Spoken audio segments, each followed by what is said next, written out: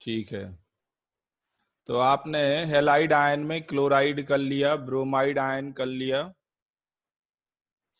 और iodide ion कर लिया। ओके, नेक्स्ट लिखो fluoride ion. Fluoride ion, fluoride ion का टेस्ट ग्लास टेस्ट ट्यूब में अगर हम करें तो बिल्कुल अलग तरह का टेस्ट होता है। जिन्होंने 14th ग्रुप याद कर लिया, रिवाइज कर लिया, क्योंकि कल तो टेस्ट है सैटरडे में, उनको मालूम होगा कि फ्लोराइड आयन और ग्लास के बीच रिएक्शन होती है। फ्लोराइड आयन और ग्लास के बीच रिएक्शन होती है। अगर आप ग्लास टेस्ट ट्यूब में ये करते हैं तो क्या होगा, जैसे आपके पास कोई भी फ्लोराइड है, मान लो सोडियम फ्लोराइड है, पोटेशियम फ्लोराइड है, इसमें आपने कंसंट्रेटेड एसिड डाल दिया तो आपको HF गैस मिलेगी।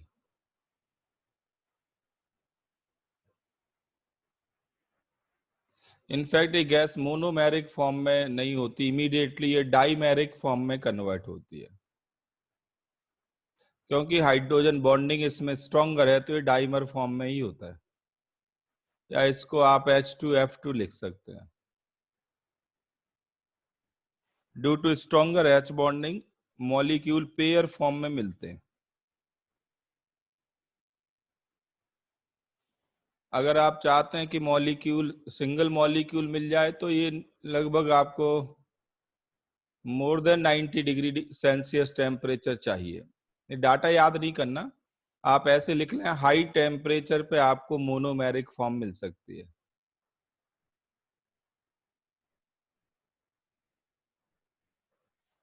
हाई टेम्परेचर पे मोनोमेरिक फॉर्म इसकी मिलेगी, लो टेम्परेचर पे तो ये डाइमर फॉर्म में रहेगा। तो दिक्कत क्या होती है, जो ये गैस रिलीज हुई वो सिलिका से रिएक्ट करती है। ये जो HF गैस आई है डाइमर, अगर हम लो टेम्परेचर है तो डाइमर फॉर्म में, ये गैस सिलिका से रिएक्ट कर जाती है।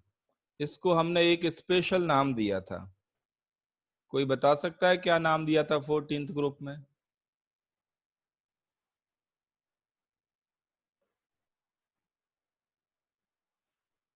जिस ग्लास टेस्ट ट्यूब में ये रिएक्शन हो रही है,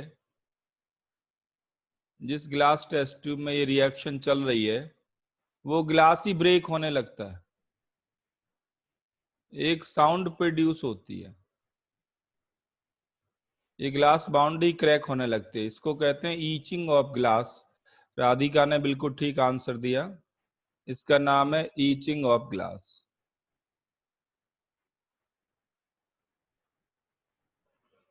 ये 14th ग्रुप में आपने लिखा होगा। अगर आप एक्सपेरिमेंट करें तो एक्चुअल में होता क्या है, ये HF गैस कोरोसिव गैस है, दिस इज हाईली कोरोसिव।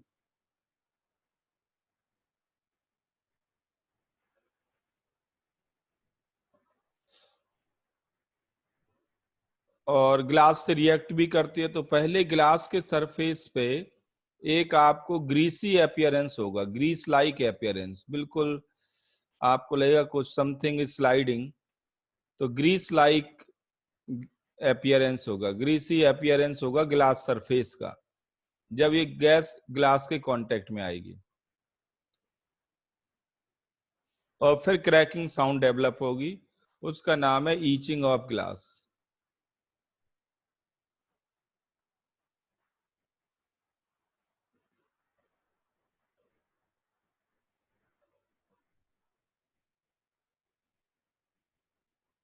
तो ये तो एसिड की बात है जो अब तक हम करते आ रहे हैं, कंसंट्रेटेड एसिड आपको डालना है।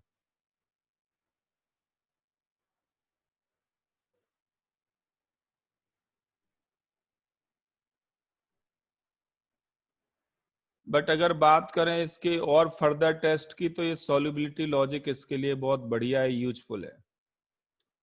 आप बताओ, एल्कली मेटल्स में, एल्कली मेटल्स में केवल एक ही फ्लोराइड ऐसा होता है जो इनसॉल्युबल होता है, बाकी सारे सॉल्युबल होते हैं।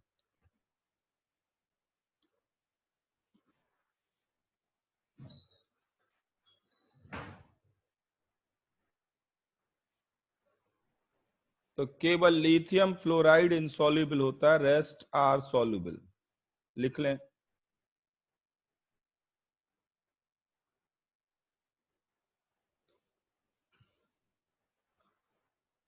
और ठीक इसका उल्टा, एल्कलाइन अर्थ मेटल में केवल एक ही सॉल्युबल होता है, कौन होता है बताओ?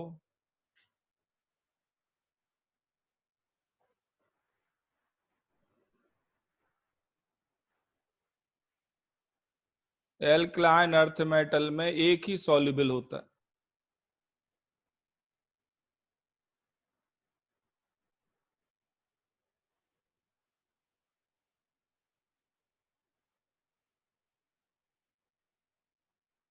तो आंसर है BaF2। BaF2, barium fluoride, not beryllium fluoride.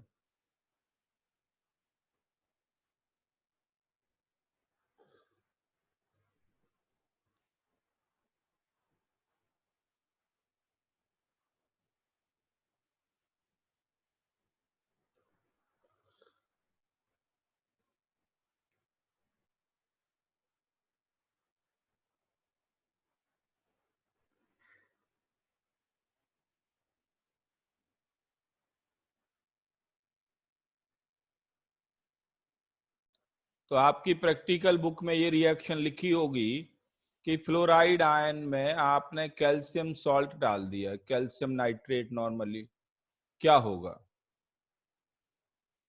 तो आपको CaF2 का वाइट पीपीटी मिलेगा। CaF2 का वाइट पीपीटी आपको मिलेगा।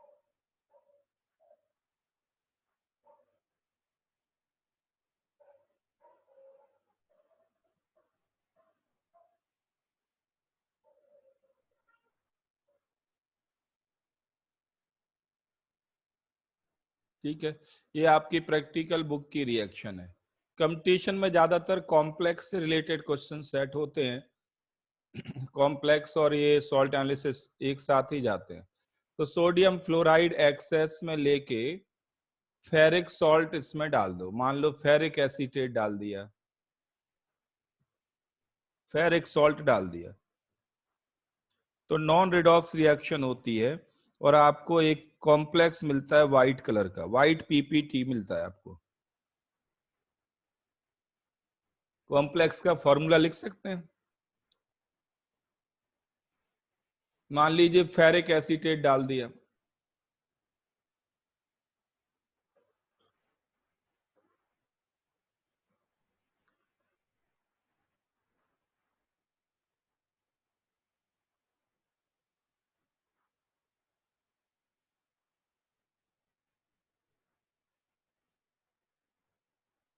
तो 3+ का कॉम्प्लेक्स बना लो, उसमें क्या दिक्कत है? Na3FeF6, इसके 6 मोल ले लो, ये 3Na+ बन जाएगा, सिंपल है बिल्कुल। ये आपको व्हाइट पीपीटी मिलेगा।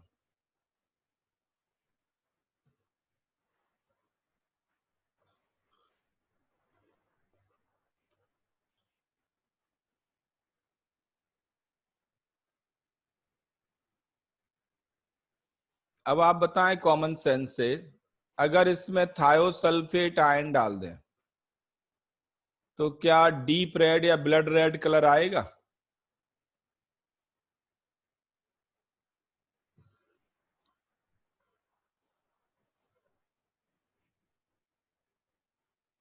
यस और नो?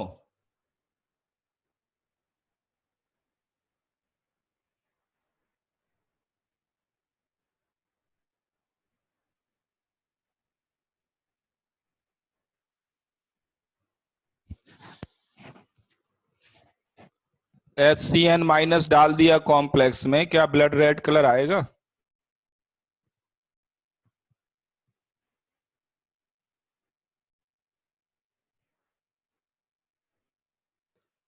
देखो, ये ऑनलाइन क्लासेस चल रही हैं ना, मैं आपको देख सकता हूं कि आपके फेस से पहचान जाऊं कि क्या हाल है। रिस्पॉन्स करते रहे, इंटरेक्शन होता रहेगा। जब मैं क्वेश्चन पूछूंगा तो रिस्पॉन्स करें, तो इससे इंटरेक्टिव क्लास होती है। वरना वो वन वे चलेगा, मैं ही क्वेश्चन पूछूं, मैं ही आंसर करता रहूं।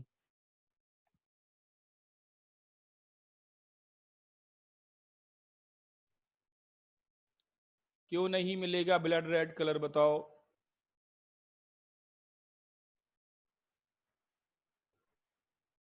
आंसर सही है, करेक्ट आंसर है।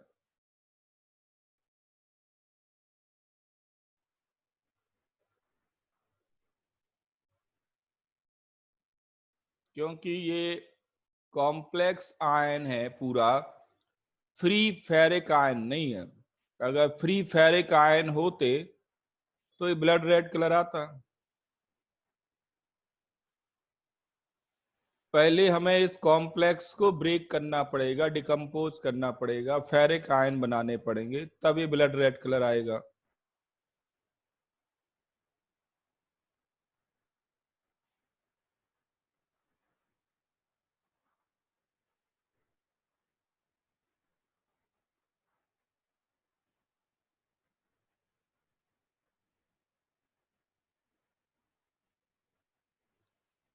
आगे समझ में सबको?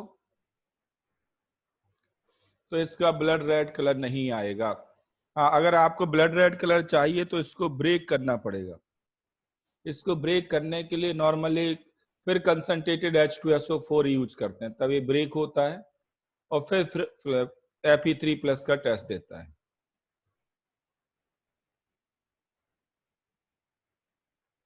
तो वो सब आता नहीं इतना डिटेल, बस सिंपल है कि ये देता नहीं, क्योंकि ये फ्री फेरिक आयन नहीं है। तो ये तो बात हुई about halide ion, fluoride, chloride, bromide, iodide, about halide ion. ठीक है, नेक्स्ट लिखो। एक और इंपॉर्टेंट पॉइंट है फ्लोराइड में। फ्लोराइड में एक और इंपॉर्टेंट पॉइंट है, सिल्वर के फ्लोराइड AgF, जैसे सिल्वर के सॉल्ट बार बार आपने अब तक बनाए हैं, सिल्वर के सॉल्ट, आपसे मैं कहूं बताएं मुझे, इनमें से केवल एक ही ऐसा है जो वाटर में सॉल्युबल होता है, कौन है वो? Which could be soluble in water? बाकी सारे इनसॉल्युबल होते हैं।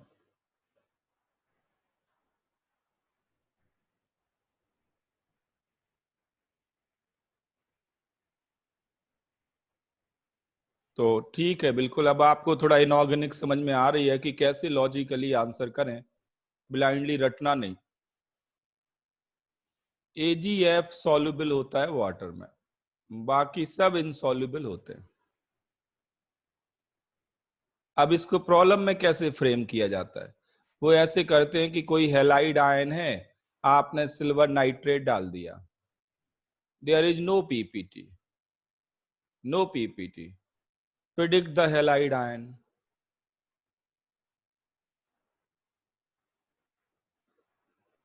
तो सिंपल सा है, हैलाइड आयन क्या होगा? Fluoride ion. केवल AgF वाटर में सॉल्युबल होता है, बाकी सारे हैलाइड आयन पीपीटी देंगे।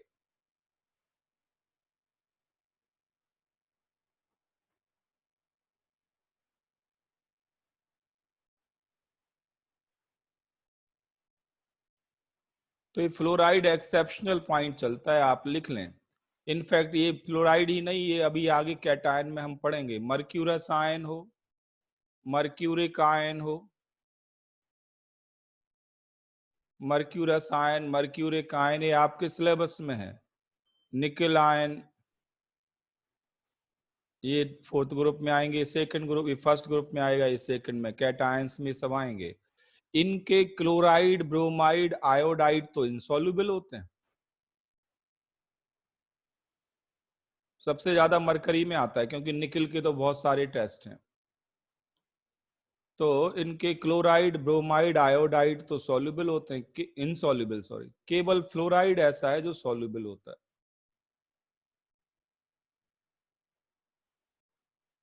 केवल फ्लोराइड सॉल्युबल होता है।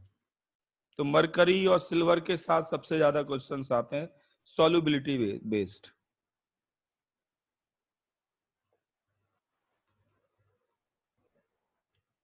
ठीक है, तो ये तो बात हुई अबाउट हैलाइड आयन। अब 3 आयन और हैं जिन पे क्वेश्चंस बार बार आए हैं फर्दर। एक नाइट्रेट आयन, दूसरा सल्फेट आयन, और तीसरा फॉस्फेट आयन।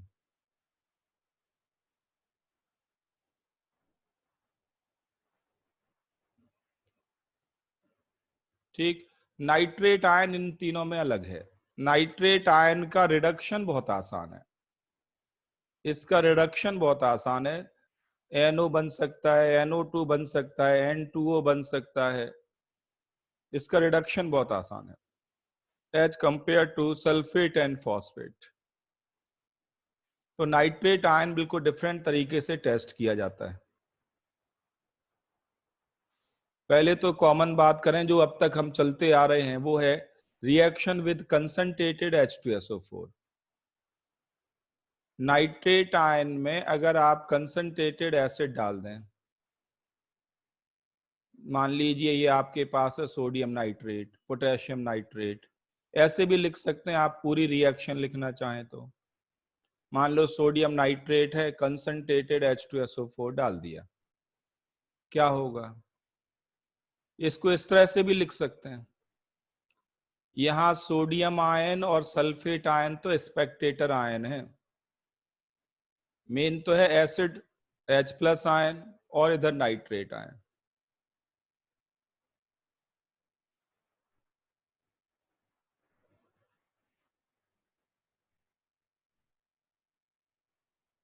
तो दो गैसेस इवॉल्व होती हैं, NO2 NO2, ये NO2SO4 बन जाएगा और साथ में वाटर बैलेंस कर लेंगे। पॉइंट ध्यान देना, नाइट्रेट आयन में नाइट्रोजन का तो रिडक्शन हुआ और ऑक्सीजन का ऑक्सीडेशन हुआ, तो नाइट्रेट आयन ही ऑक्सीडाइज हो रहा है, नाइट्रेट आयन ही रिड्यूस हो रहा है। H2SO4 में ना किसी का ऑक्सीडेशन हो रहा है ना किसी का रिडक्शन हो रहा है।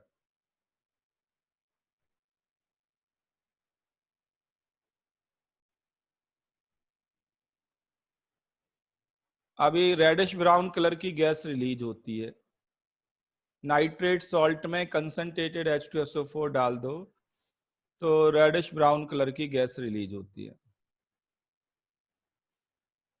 बट अगर इसी रिएक्शन मिक्सचर को ध्यान दें, H2SO4 ऐड करें इन प्रेजेंस ऑफ कॉपर, क्या होगा? तो रेडिश ब्राउन कलर की गैस तो आएगी, रेडिश ब्राउन कलर की गैस तो आएगी।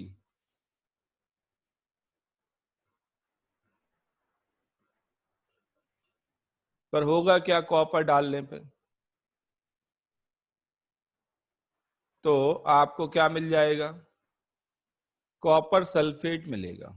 Na2SO4 तो बनेगा, वो तो कलरलेस है तो इसकी कोई इंपॉर्टेंस नहीं है, बट सॉल्यूशन ब्लू कलर का दिखाई पड़ेगा, सॉल्यूशन ब्लू कलर का दिखाई पड़ेगा। और कॉपर आप जानते ही हैं रिड्यूसिंग एजेंट का काम करेगा, तो NO2 गैस इवॉल्व नहीं होगी, कौन सी गैस इवॉल्व होगी? NO। फिर आप कहोगे NO गैस रेडिश ब्राउन कैसे दिखती है? इनफैक्ट NO कलरलेस गैस है, बट जब ये एयर के कांटेक्ट में आएगी रिएक्शन मिक्सचर से, जैसे ये बाहर आती है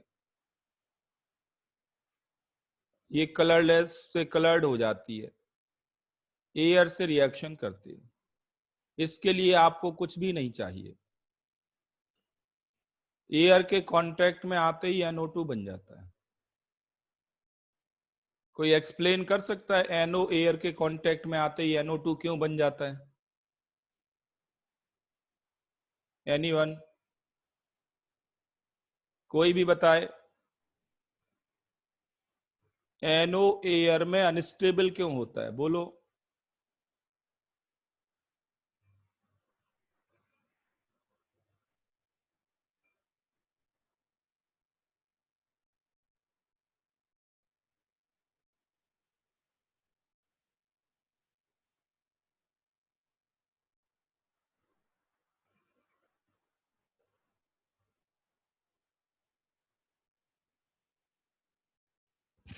कुछ नहीं मालूम? हाँ, अनुषा ने बताया पर वो पूरी तरह से नहीं बताया, थोड़ा अधूरा है। देखो NO मॉलिक्यूल एक ऑड इलेक्ट्रॉन मॉलिक्यूल है, O2 मॉलिक्यूल भी ऑड इलेक्ट्रॉन मॉलिक्यूल है, दो दो अनपेड इलेक्ट्रॉन होते हैं। ऑर्गेनिक केमिस्ट्री के रिस्पेक्ट में मैं बात कहूं तो ये दोनों फ्री रेडिकल हैं, ये दोनों फ्री रेडिकल हैं, दोनों के पास अनपेड इलेक्ट्रॉन है, इसलिए इसके 2 मोल लगेंगे क्योंकि यहाँ दो दो अनपेड इलेक्ट्रॉन है। आपको मालूम है कि दो फ्री रेडिकल के बीच जो रिएक्शन होती है उसकी एक्टिवेशन एनर्जी 0 होती है।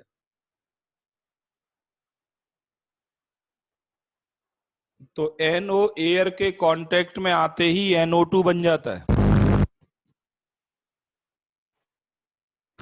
अभी भी कोई कंफ्यूजन है किसी को ये समझने में कि NO एयर में स्टेबल क्यों नहीं होता?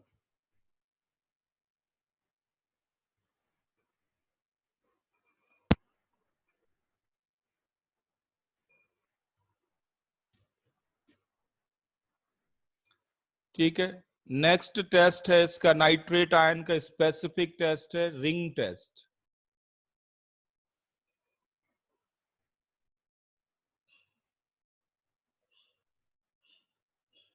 रिंग टेस्ट में क्या है, नाइट्रेट आयन में आपने ऐड कर दिया कंसंट्रेटेड H2SO4, नाइट्रेट सॉल्ट में कंसंट्रेटेड H2SO4 ऐड कर दिया, बट यहाँ पे आपको फेरस सॉल्ट एक्सेस में लेना पड़ेगा।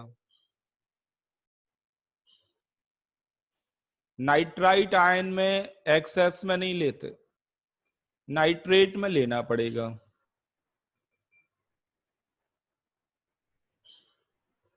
तो क्या होगा, फेरस सॉल्ट ऑक्सीडाइज हो जाएगा फेरिक में और नाइट्रेट कंज्यूम हो जाएगा पूरा, नाइट्रेट कंज्यूम हो जाएगा, NO गैस इवॉल्व होगी, बैलेंस कर लेंगे। बट अगर आपने फेरस सॉल्ट एक्सेस में लिया है तो अनरिएक्टेड बचेगा, ये कुछ अनरिएक्टेड जो भी बचा वो unreacted ferrous salt NO gas से कंबाइन कर जाएगा रिएक्शन मिक्सचर के अंदर ही और ये ब्राउन कलर का कॉम्प्लेक्स बनेगा।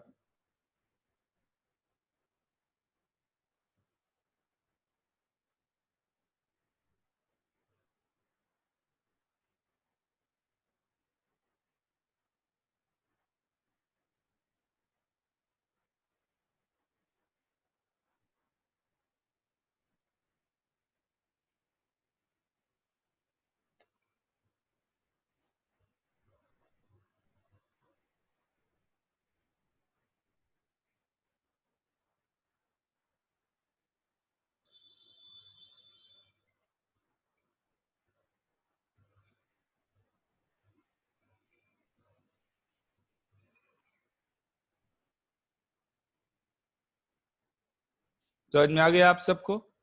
तो रिंग टेस्ट दोनों देते हैं, नाइट्राइट आयन भी देता है, नाइट्रेट आयन भी देता है।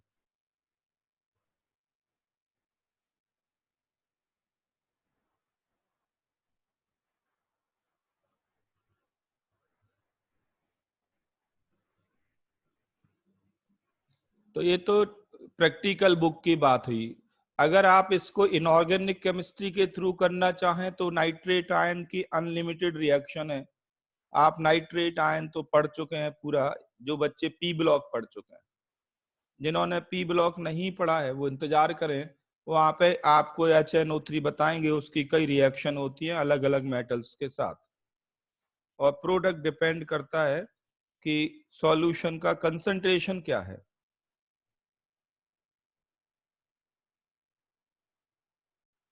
ठीक है, नेक्स्ट आयन है सल्फेट आयन।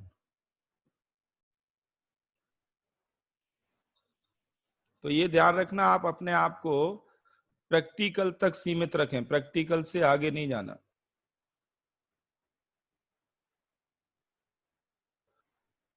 प्राइवेट बुक्स में तो रिएक्शन भरी पड़ी है, उनको नहीं लेना। सल्फेट आयन, सल्फेट आयन ऐसा एनायन है,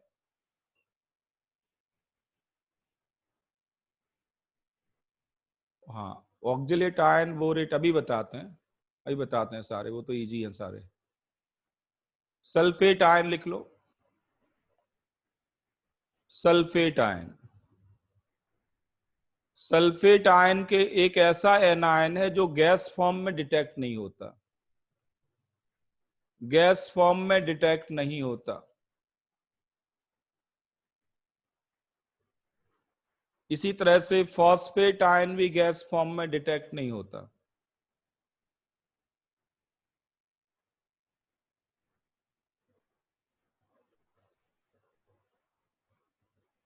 इनका डिटेक्शन प्रेसिपिटेट फॉर्म में होता है, और प्रेसिपिटेट फॉर्मेशन तो आपको मालूम है कैटायन का डिटेक्शन है हमारे लिए। अब तक जितने भी एनायन आपने लिए हैं वो सब एसिड फॉर्म में आए, सॉरी सब गैस फॉर्म में, एसिड मीडियम में गैस बनाई। बट सल्फेट आयन ऐसा है जो एसिड मीडियम में गैस नहीं बनाएगा, तो इसका डिटेक्शन करते हैं प्रेसिपिटेट फॉर्म में। जैसे सबसे पॉपुलर यही केस है कि किसी सल्फेट सॉल्ट में बेरियम सॉल्ट डाल दो, आपको बेरियम सल्फेट का पीपीटी मिलेगा,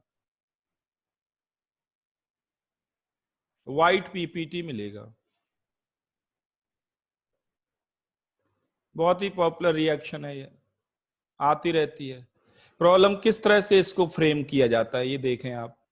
प्रॉब्लम ऐसे आएगी, बताओ Na2SO4 और BaCl2 डाल दिया, क्या ये रिएक्ट करेंगे, क्या ये रिएक्शन स्पॉन्टेनियस होगी? ऐसे आएगा, विल इट बी स्पॉन्टेनियस? तो आंसर है यस, क्योंकि सोडियम का सल्फेट सॉल्युबल है, बेरियम क्लोराइड भी सॉल्युबल है।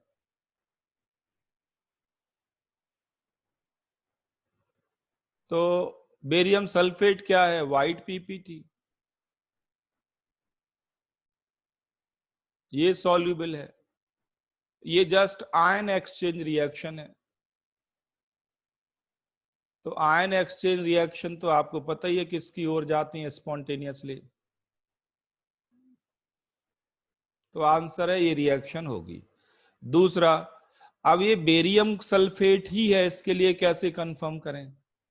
तो वो नॉर्मली इसके साथ फ्लेम टेस्ट देते हैं कि इस सॉल्ट को आप ऑक्सीडाइजिंग फ्लेम में ले गए, आपको एप्पल ग्रीन कलर आया,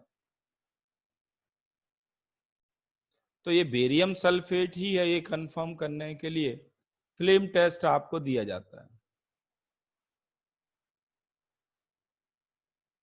एल्कली मेटल और एल्कलाइन अर्थ मेटल के साथ ही आएगा अक्सर।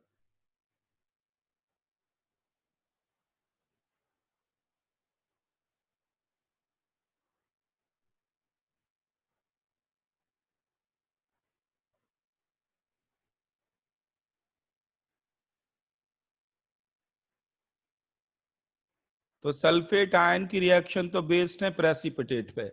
तो एक तो ये बेरियम वाला केस बार बार आता है, दूसरा लेड वाला, ये Pb2+ आपके सिलेबस में है। लेड सॉल्ट SO4 के साथ रिएक्शन करके क्या बनाता है? PbSO4, पीपीटी बनता है।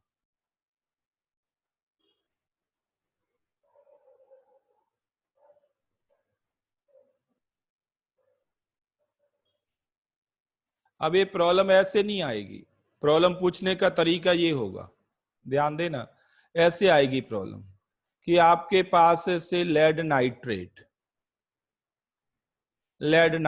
आपके पास है। लेड नाइट्रेट में आपने डाल दिया Na2SO4, ठीक है। इसमें मान लो ये है 200 ml M/2, ये कुछ भी ऐसे 300 ml, कुछ भी मान लो M/4, ठीक है। इन दोनों को मिला दिया, बताओ रिजल्टिंग सॉल्यूशन में किसकी मोलैरिटी 0 होगी? 0 होगी। ऑप्शन होंगे Pb2+, Na+, nitrate ion, sulphate ion. ऐसे प्रॉब्लम आएगी, डायरेक्ट नहीं पूछेंगे, कोई भी कर लेगा। इन दोनों को मिलाया, रिजल्टिंग सॉल्यूशन में बताओ किसकी मोलैरिटी 0 होगी।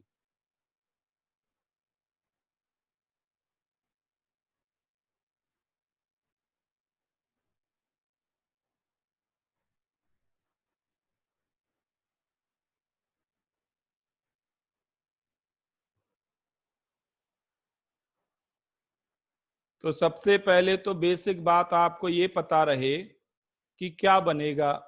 बनेगा PbSO4 व्हाइट PPT और NaNO3 सॉल्यूशन। तो इस सॉल्यूशन में मोलैरिटी 0 हो सकती है या तो लेड आयन की या सल्फेट की। ये दोनों तो 0 हो नहीं सकते। जो प्रेसिपिटेट करता है उनके किसी एक आयन की मोलैरिटी 0 हो सकती है, क्योंकि ये तो वापस आयन दे देगा।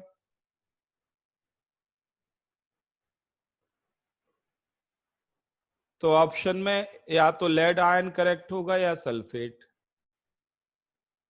अब क्या करना है इसके लिए, कौन करेक्ट है? तो आप देखो कि इन दोनों में लिमिटिंग रिएजेंट कौन है। इन दोनों में जो भी लिमिटिंग रिएजेंट होगा समझ लीजिए वो कंप्लीटली कंज्यूम हो गया। अगर ये लिमिटिंग रिएजेंट है तो लेड आयन की मोलैरिटी 0 हो जाएगी। ये लिमिटिंग रिएजेंट है तो सल्फेट आयन की 0 हो जाएगी।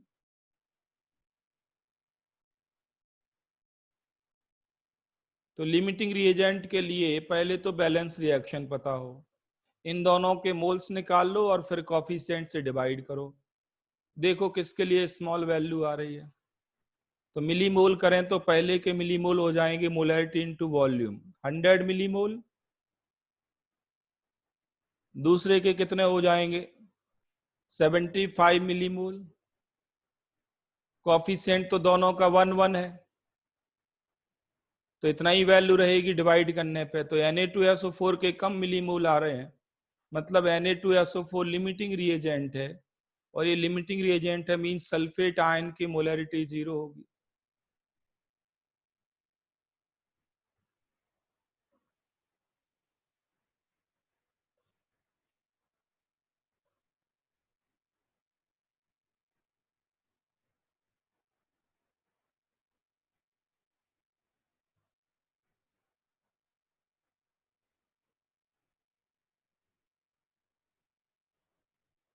समझ में आ गया सबको कैसे सोचना है?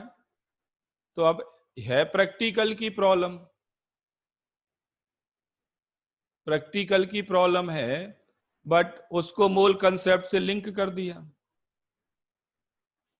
अब आप ये प्रॉब्लम तभी कर पाएंगे जब आपको ये मालूम हो कि PbSO4 इनसॉल्युबल होता है।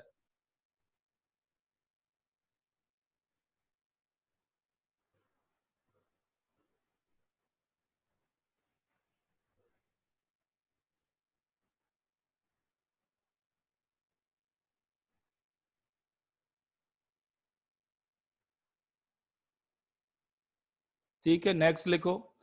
एक और इंपॉर्टेंट केस है, ये आपके सिलेबस में है, मर्क्यूरिक आयन, इसलिए लिखना पड़ेगा। सल्फेट सॉल्ट की रिएक्शन अगर आप करा दें मर्क्यूरिक आयन के साथ, एक्वस मीडियम है ही, सब में सॉल्वेंट वाटर है, तो क्या बनेगा बताओ? ऑब्वियस सी बात है, HgSO4 का PPT बनेगा, व्हाइट PPT, और HgO बनता है, H+ बनेगा साथ में। तो ये दोनों का मिक्सचर एक्चुअल में व्हाइट नहीं दिखता, येलो दिखता है। किसकी वजह से येलो होता है? HgSO4 की वजह से नहीं, HgO की वजह से। कभी कभी ऑप्शन में ऐसे ही आता है, ये आपकी प्रैक्टिकल बुक में रिएक्शन लिखी होगी, HgSO4.2HgO इस फॉर्म में रहता है। ये मर्क्यूरिक आयन का भी टेस्ट है, वहां मैं डबल डबल द्वारा द्वारा नहीं लिखूंगा। जो कैटायन में यहाँ पे लिखता जा रहा हूं वो टेस्ट द्वारा नहीं लिखूंगा मैं, वरना तो बहुत टाइम लगेगा, 2 2 3 3 बार लिखें एक ही चीज को।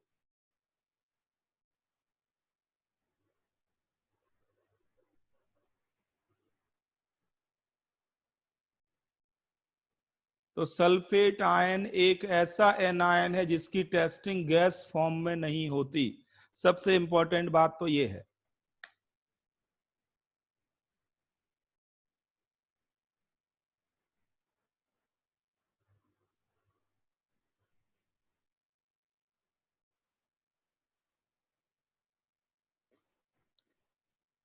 नेक्स्ट लिखो फॉस्फेट आयन, जो आपके प्रैक्टिकल में है और साथ ही साथ पी ब्लॉक में भी है। फॉस्फेट आयन, ये 3 पॉपुलर एसिड हैं, इनके नाम आप जानते हैं, H3PO4, H3PO3 एंड H3PO2। इन तीनों के नाम आप जानते हैं। ये है ऑर्थोफॉस्फोरिक एसिड, ऑर्थोफॉस्फोरिक एसिड। ये है ऑर्थोफॉस्फोरस एसिड,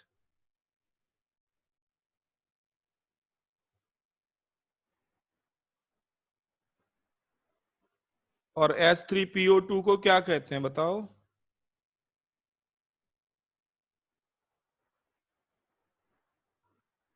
बोलो जल्दी।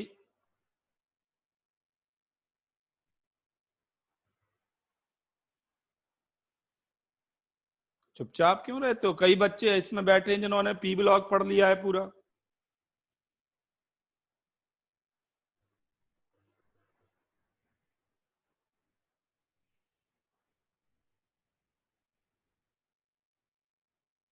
हाँ, हाइपोफॉस्फोरस एसिड और फॉस्फेनिक एसिड दोनों नाम ठीक है। Hypophosphorous acid.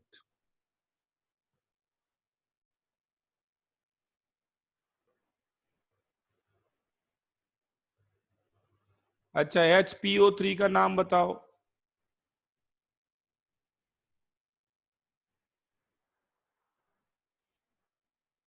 ये है मेटाफॉस्फोरिक एसिड,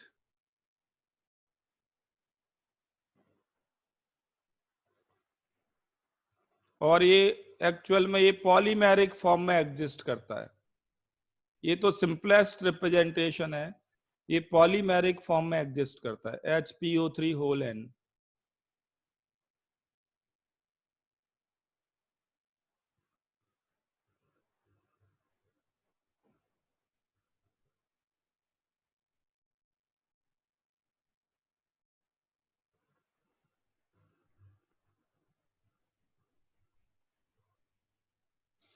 अब अगर आप देखें ध्यान से, जो क्वेश्चंस आते हैं वो क्या हैं, तो ये नॉर्मली ऑर्थोफॉस्फेट के क्वेश्चंस आते हैं, ऑर्थोफॉस्फोरिक एसिड के।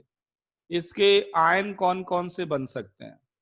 H2PO4 माइनस बन सकता है, HPO4 2 माइनस बन सकता है, और PO4 3 माइनस भी बन सकता है।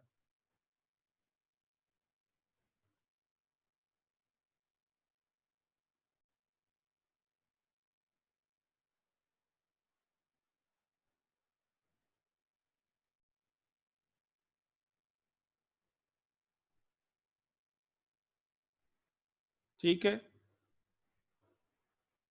अगर आप इसका कोई सॉल्ट बनाते हैं तो उसको कहते हैं primary salt of phosphoric acid, primary salt.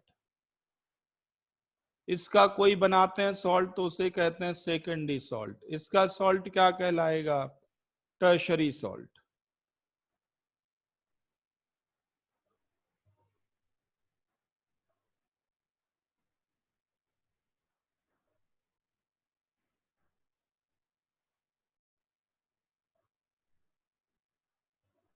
अब इस पे प्रॉब्लम कैसे आती है, ध्यान दें। प्रॉब्लम ऐसे आएगी कि बताओ कौन सा पेयर एग्जिस्ट करेगा, कौन सा पेयर सॉल्यूशन में एक साथ एग्जिस्ट करेगा। ये ऑप्शन मैं दे रहा हूं, 3 ऑप्शन मैं दे रहा हूं।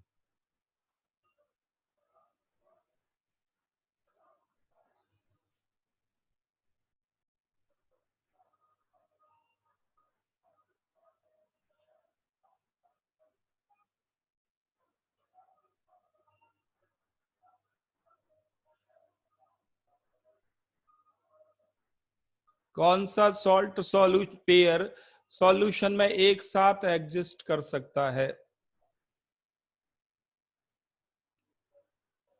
या कर नहीं करेगा या करेगा, दो कुछ भी केस हो सकता है। तो आंसर है केवल ए एग्जिस्ट करेगा एक साथ, ये दोनों एक साथ सॉल्यूशन में एग्जिस्ट नहीं करेंगे। जिनके एनायन एम्फोटेरिक हैं वो बेस के साथ एग्जिस्ट नहीं करेंगे। प्रॉब्लम ऐसे सेट होगी।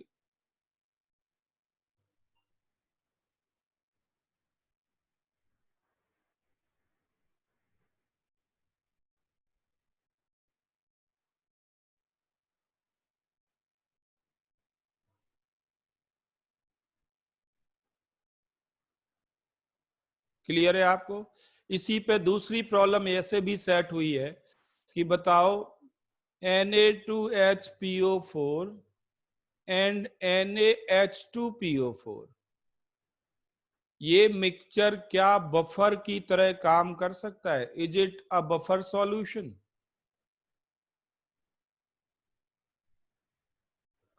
यस और नो?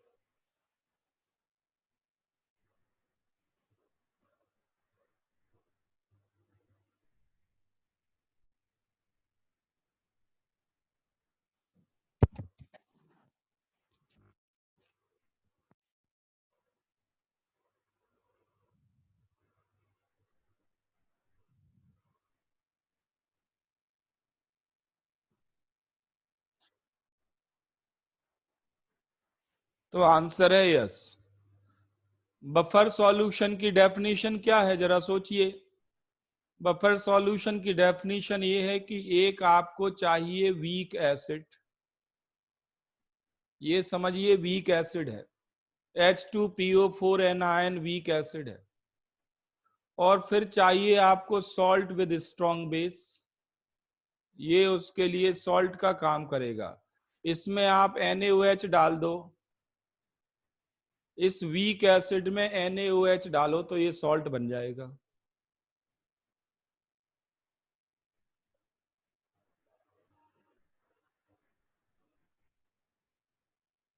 तो H2PO4 वीक एसिड हो गया, और बेस डालने पे HPO4 माइनस एनायन के साथ सॉल्ट बन गया। तो ये मिक्सचर बफर की तरह काम करेगा।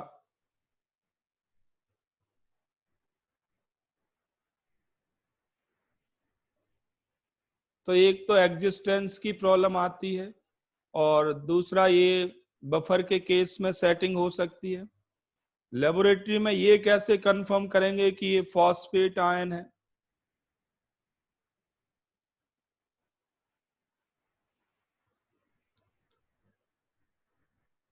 ये कैसे कंफर्म करेंगे कि ये फॉस्फेट आयन है? आप बताओ मुझे, कॉमन सेंस प्रॉब्लम दे रहा हूं मैं। केवल एक ही एल्कली मेटल ऐसी है जिसका फॉस्फेट इंसॉल्युबल होता है।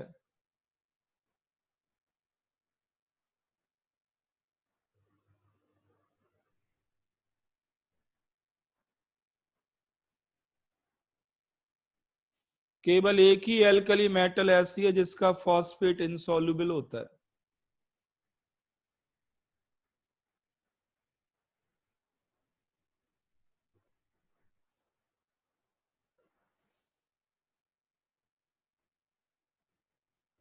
बिल्कुल ठीक आंसर है, लिथियम। लिथियम का फॉस्फेट इंसॉल्युबल होता है। ये एनसीईआरटी में लिखा हुआ है, एक्सेप्शनल बिहेवियर ऑफ लिथियम, देखना वहां पे लिखा है। अगर आपने कल के टेस्ट की ईमानदारी से तैयारी की है तो आपको मिल गया होगा। लिथियम फॉस्फेट इंसॉल्युबल होता है एंड रेस्ट आर सॉल्युबल। और जब लिथियम फॉस्फेट सॉल्युबल है तो ऑब्वियस सी बात है इसके di positive tri positive case आप बना लें। तो ये तो सब लिख लें, लिथियम के फॉस्फेट प्राइमरी सेकेंडरी टर्शरी सब इंसॉल्युबल होते हैं।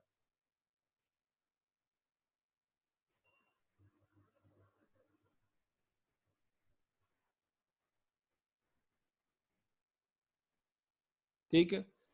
और लिथियम के पैरेलल चलता है नॉर्मली हर एक बार ammonium ion. Almost problem common है लिथियम और अमोनियम आयन में प्रॉपर्टीज। जैसे आपको मालूम है कि LiSCO3 एक्वस फेज में मिलता है, सॉलिड में नहीं मिलता। अमोनियम आयन के साथ भी यही है, NH4SCO3 एक्वस फेज में मिलता है, सॉलिड फेज में नहीं मिलता। ये पॉइंट आपको एस ब्लॉक में एनसीईआरटी में मिल जाएगा। तो नॉर्मली ये पैरेलल चलते हैं, तो अमोनियम फॉस्फेट भी इनसॉल्युबल होता है। सेकेंड ग्रुप के लिए बात करें तो सेकेंड ग्रुप में दो कैटेगरी हैं। एक तो है ये प्राइमरी फॉस्फेट, फिर सेकेंडरी फॉस्फेट, और फिर ये टर्शरी फॉस्फेट। तो इसके से एल्कलाइन अर्थ मेटल के साथ केवल प्राइमरी फॉस्फेट सॉल्युबल होते हैं। Secondary tertiary alkaline earth metal के साथ अगर कंबाइन करें तो इनसॉल्युबल फॉस्फेट होते हैं।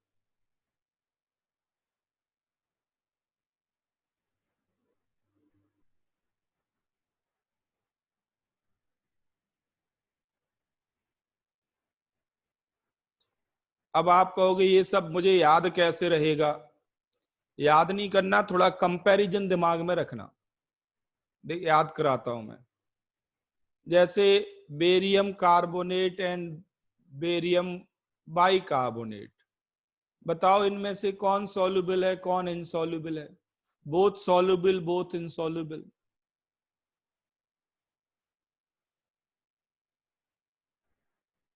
तो बेरियम बाइकार्बोनेट तो सॉल्यूशन में ही मिलता है, सॉलिड मिलता ही नहीं है।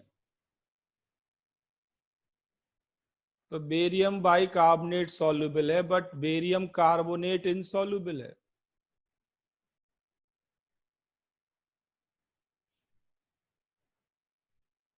वाटर की हार्डनेस ही होती है कैल्शियम के कार्बोनेट की वजह से, सॉरी कैल्शियम बाइकार्बोनेट, फिर कार्बोनेट फॉर्म में उसको प्रेसिपिटेट कराते हैं। तो कैल्शियम कार्बोनेट अगर इनसॉल्युबल है तो नीचे जाने पे तो और ज्यादा इनसॉल्युबल होते हैं।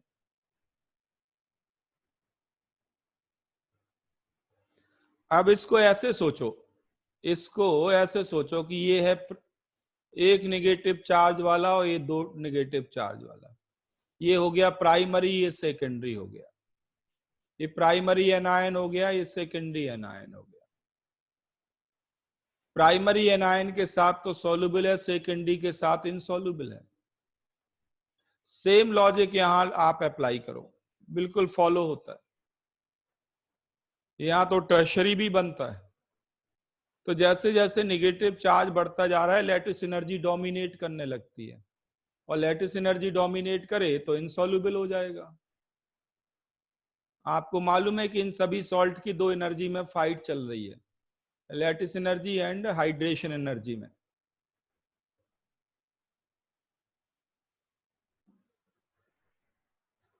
तो सेकेंडरी और टर्शरी फॉस्फेट इनसॉल्युबल होते हैं। अब ये कंसेप्ट अगर आपको मालूम है, नॉर्मली एल्कली और एल्कलाइन में ही आता रहता है।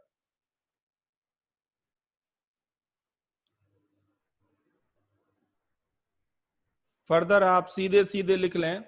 अब मैं सीधे फॉस्फेट की बात करूं, प्रैक्टिकल आपके यही है, फॉस्फेट आयन आपके सिलेबस में है। तो फॉस्फेट आयन की अगर आपको टेस्टिंग करनी है, आप सीधा इसमें बेरियम सॉल्ट डाल दो, सेकेंड ग्रुप के कैटायंस डाल दो, और फर्स्ट ग्रुप में अगर डालना है तो किसको डालें? लिथियम को। नॉर्मली फर्स्ट ग्रुप के नहीं डालते क्योंकि वो ज्यादा रिएक्ट करते हैं एक्सप्लोसिवली, दिक्कत होती है। तो यहां से बन जाएगा बेरियम फॉस्फेट। बेरियम फॉस्फेट बनेगा वाइट पीपीटी।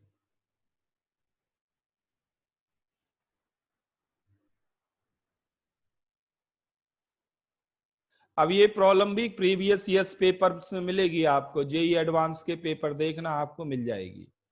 कैसे आई हुई है? ये आई हुई है, उन्होंने ये कहा कि Na3PO4 में आपने बेरियम क्लोराइड डाला।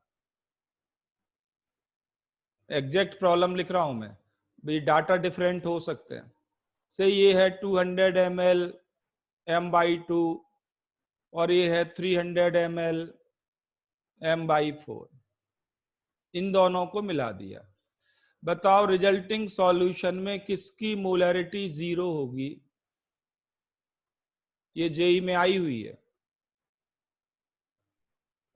या किसी आयन की मोलैरिटी पूछ लें।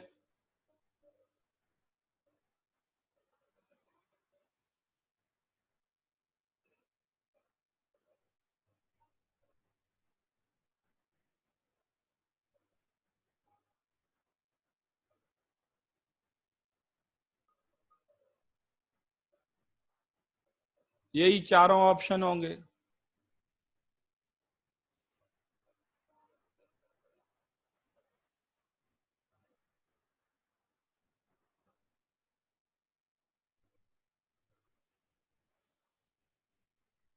तो देखें इसको, अभी अभी किया था वैसा ही करना है। प्रोडक्ट क्या बनेगा? प्रोडक्ट बनेगा NaCl and barium phosphate. Balance करें तो 3 बेरियम फॉस्फेट चाहिए, 3 बेरियम आयन चाहिए, 2 फॉस्फेट आयन चाहिए, तो ये 6 NaCl हो जाएगा। अब इसके मिलीमोल निकाल के 2 से डिवाइड करो, इसके मिलीमोल निकाल के 3 से डिवाइड करो, और कम हो जाएगा।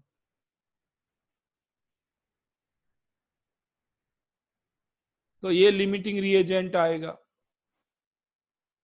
ये लिमिटिंग रिएजेंट आएगा। इसका मतलब है कि मोलैरिटी बेरियम आयन की 0 होगी, क्लोराइड की 0 नहीं होगी, क्योंकि NaCl तो वापस क्लोराइड दे देगा। ये प्रॉब्लम आई हुई है। तो प्रैक्टिकल के केस भी इनडायरेक्ट पूछे जाते हैं मोल कंसेप्ट से लिंक करके। ये बात मैंने आपको मोल कंसेप्ट में कही होगी कि ये क्वेश्चन आप मोल कंसेप्ट में 11th में जब पढ़ रहे थे तब नहीं कर सकते। आपको क्या कितना याद रखोगे प्रैक्टिकल्स उस टाइम पे जब शुरू हुआ। तो जैसे जैसे केमिस्ट्री खत्म होगी आपको समझ में आएगा कि मोल कंसेप्ट के क्वेश्चन सब सारे हो जाएंगे।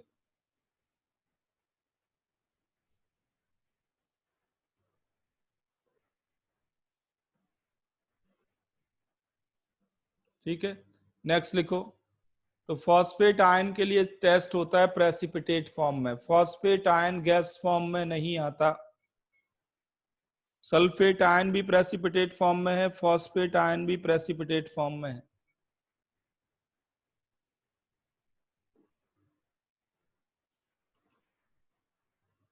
ठीक है, एक और प्रैक्टिकल है, याद करें, कोई बता सकता हो, किसी को याद आ रहा हो। ऑर्गेनिक कंपाउंड में फास्फोरस के एनालिसिस के लिए, फास्फोरस के एनालिसिस के लिए हमने 2 तरीके अपनाए थे। एक तो अमोनियम मॉलिब्डेट यूज किया था, और दूसरा हमने Mg2P2O7 बनाया था, मैग्नीशियम पायरोफॉस्फेट। 11th को याद करें,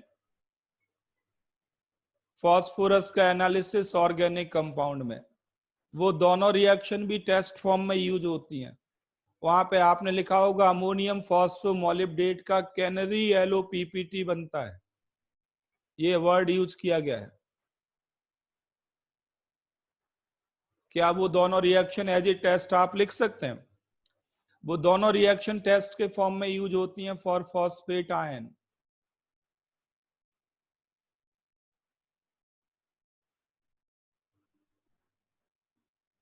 लिखो, जल्दी करो।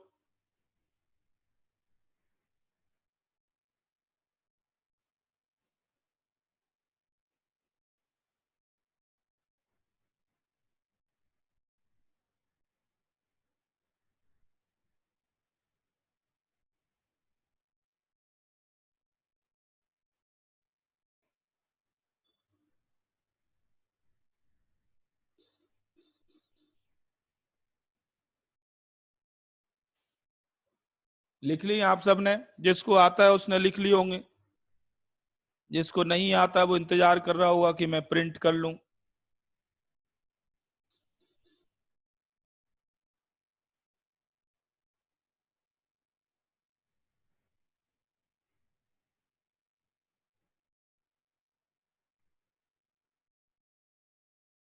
तो देखो, अगर आपके पास फॉस्फेट आयन है तो फॉस्फेट आयन हमने नाइट्रिक एसिड की प्रेजेंस में टेस्ट किया था।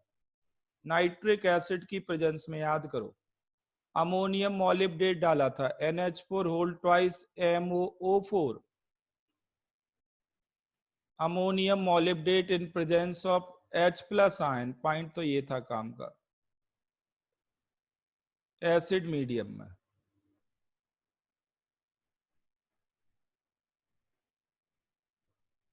वहां पे HNO3 लिया था हमने। HNO3 इसलिए लिया था कि अगर कोई फॉस्फोरस है तो वो सब फॉस्फेट बन जाए। तो अब मान लीजिए फॉस्फेट है, एसिड मीडियम में रिएक्शन होगी। अगर आप चाहते हैं कि एसिड मीडियम नहीं लेना तो ठीक है, फिर आप इसके इन एनायन को कंसीडर कर सकते हैं। अगर आपके पास ये एनायन है तो एसिड मीडियम की जरूरत नहीं, क्योंकि ये खुद एम्फोटेरिक है, ये प्रोटॉन देंगे, फॉस्फेट आयन दे देंगे। तो इनके साथ एसिड मीडियम लिखना जरूरी नहीं है, लिखा ही नहीं होता है। केवल टर्शरी फॉस्फेट आयन के साथ आपको एसिड मीडियम लेना पड़ेगा।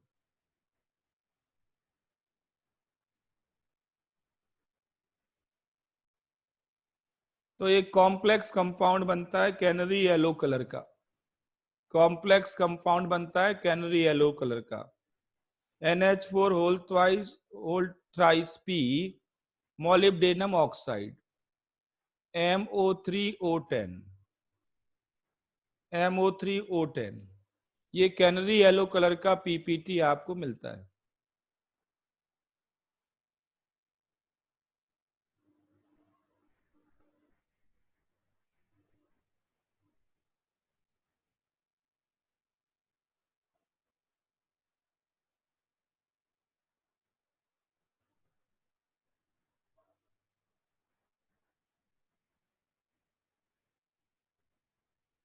तो ये आपको याद रखना, एक तो ये टेस्ट है जो प्रैक्टिकल में भी है, आपके फॉस्फोरस के एनालिसिस में भी है, और दूसरा है अमोनियम फॉस्फेट वाला।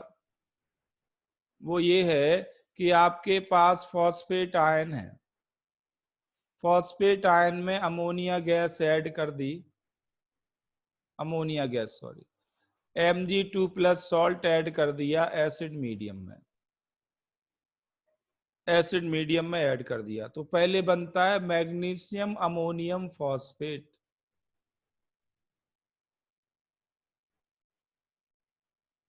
मैग्नीशियम अमोनियम फॉस्फेट बनता है वाइट PPT।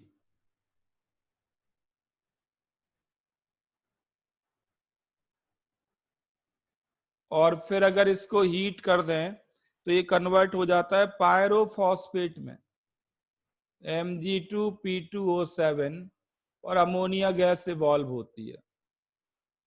ये सब NCERT में लिखा है 11th की, मैं यहाँ इकट्ठा कर रहा हूं।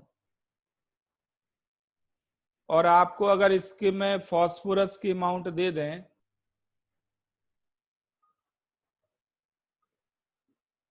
तो ऑर्गेनिक कंपाउंड जिसमें ये प्रेजेंट है फॉस्फेट, फॉस्फोरस, वो बता सकते हैं आसानी से। ऑर्गेनिक कंपाउंड की फॉस्फोरस को पहले फॉस्फेट बनाते हैं, फिर ये टेस्ट करते हैं।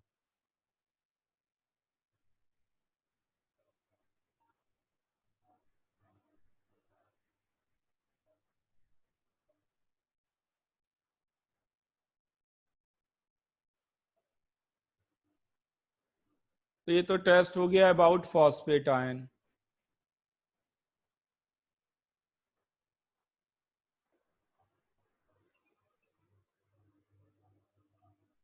ठीक है, नेक्स्ट आपने बताया कि ऑक्जिलेट आयन अभी छूट गया है। ऑक्जिलेट आयन के टेस्ट वैसे आप कर चुके हैं, ये 11th में ही कर चुके हैं। इसमें अगर कंसंट्रेटेड एसिड डाल दें क्या बनता है, बता सकते हो? याद करो, अब तो टेस्ट भी है, कल हो सकता है आपने प्रैक्टिस कर ली हो।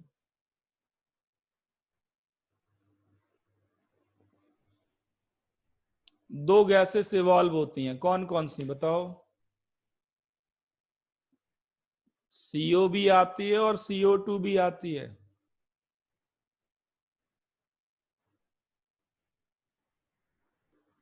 CO2 तो, ये तो दोनों कलरलेस गैसेस हैं, बोथ आर कलरलेस। बट बताओ अगर फ्लेम में ले जाएं तो फ्लेम का ब्लू कलर हो जाता है। किसकी वजह से ब्लू कलर होता है? फ्लेम ब्लू दिखाई पड़ती है। तो कार्बन मोनोऑक्साइड से ब्लू कलर होता है फ्लेम का। CO imparts blue color to the flame, not CO2.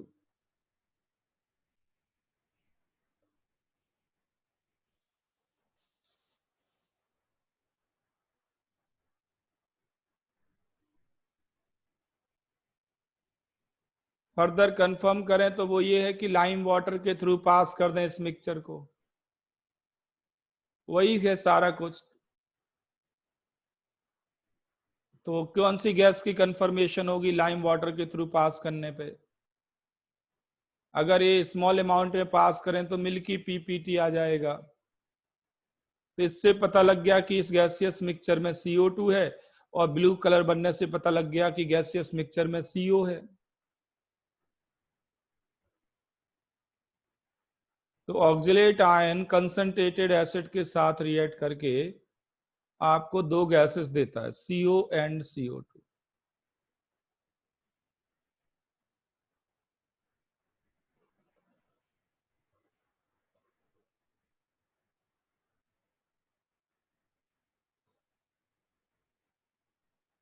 ठीक है, तो अक्सर यही टेस्ट जुड़े होते हैं इसके साथ, ऑक्जिलेट आयन के साथ। बाकी ऑक्जिलेट आयन आप ये भी जानते हैं कि ऑक्सीडेंट का काम करेगा, सॉरी रिडक्टेंट का। अगर आप ऑक्जिलेट आयन को CO2 में कन्वर्ट कर दें तो ये रिडक्टेंट है। कैसे? ये +3 है कार्बन की ऑक्सीडेशन नंबर, यहाँ पे +4 है, ये इसका ऑक्सीडेशन हो रहा है अभी। और जिसका ऑक्सीडेशन होता है वो किसकी तरह काम करता है? रिडक्टेंट की तरह। तो कोई आपसे पूछे कि KMnO4 के एसिडिफाइड सॉल्यूशन में आपने कोई ऑक्जिलेट आयन डाल दिया, से Na2C2O4 डाल दिया, क्या इसका पर्पल कलर डिसअपियर होगा? यस और नो?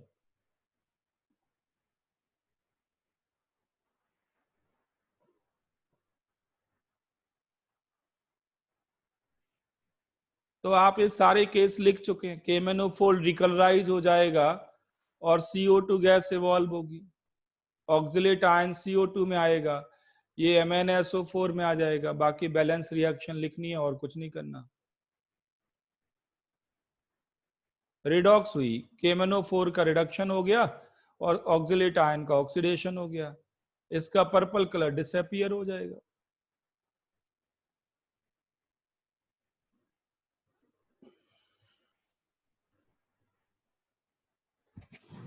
सबको समझ में आ गया?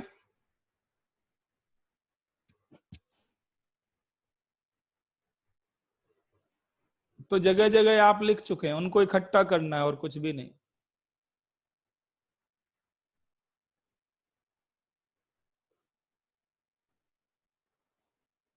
Next acetate ion.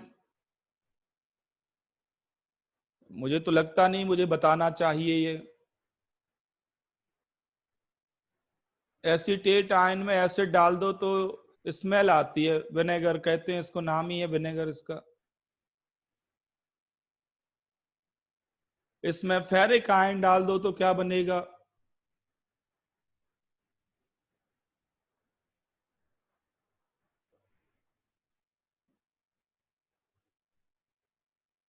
चलो ठीक है, तो इसको नेक्स्ट क्लास में कंटिन्यू करेंगे। अभी दूसरी क्लास है मेरी, एसीटेट आयन बोरेट आयन, अगली क्लास में करेंगे। ध्यान करा देना, ये बोरेट आयन एसीटेट आयन छूट रहे हैं। ठीक है, तो नेक्स्ट क्लास में इसको करते हैं। बिल्कुल आसान है। कैटायन भी, आधे कैटायन तो आप लिख चुके हैं, आधे कैटायन की रिएक्शंस तो आपने इनडायरेक्टली लिख ली हैं, वो लिंक्ड है। बस उनको इकट्ठा करना है।